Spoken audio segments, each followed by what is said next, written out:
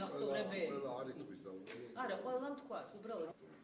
ქალბატონი მანანო ბატონი გიორგი დავითი ბატონი ერთმანეთს არიცნობთ უბრალოდ როგორი ახალი წევრებია საკრებულოს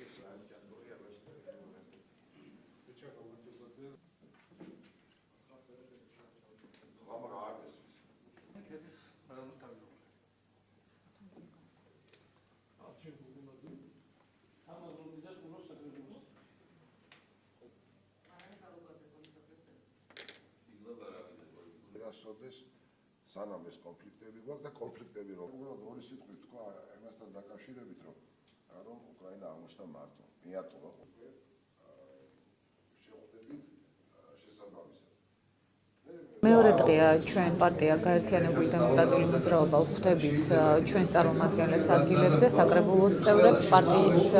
წარმომადგენლებს და აშკარაა სრულიად რომ ეს ადამიანები ნათლად ხედავენ ქვეყანაში არსებულ პრობლემას. სამწუხაროდ დასტურდება რომ ადგილებზე ძალიან მნიშვნელოვნად შეიმჩნევა ის პოლიტიკური კრიზისი, რომელიც არის ქვეყანაში, რომელიც ჩანს, ასე ვთქვათ, ზედა დონეებზე, მაგრამ რომლებიც ადგილზე მყოფი ადამიანებისათვისაც ძალიან თვალნათელია და სრულიად ნათელია და ერთმნიშვნელოვანი მათი პოზიცია,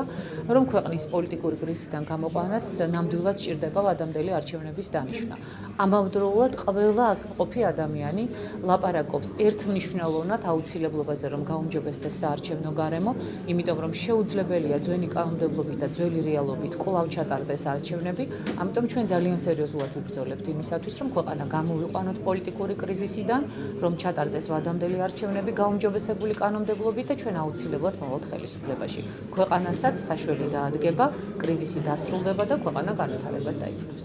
აჭარის რეგიონში ის სრული აბსურდი, რაც მიმდინარეობს, როდესაც მარჯვენა ხელმა არ იცის რას აკეთებს მარცხენა ქართული ოცნება მაქვს მემკვიდრეობაში, როდესაც ფაქტია, რომ ერთი პოლიტიკური გუნდი ვერ ახერხებს ხელისუფლებაში მყოფი გუნდი თავის შიგნითაც კი პრობლემების დარეგულირებას და ეს ნათლად აჩვენებს იმას, რომ ეს გუნდი ქვეყნის პრობლემებს ნამდვილად ვერ მოუვლის, ეს შემიძლია გითხრათ, ეს გამოკვეთეს ჩვენი აჭარის წარმომადგენლებმაც აქა და კიდევ ერთხელ ვიმეორებ, ეს აჩვენებს იმას, რომ ქვეყანა შედის ძალიან ღრმა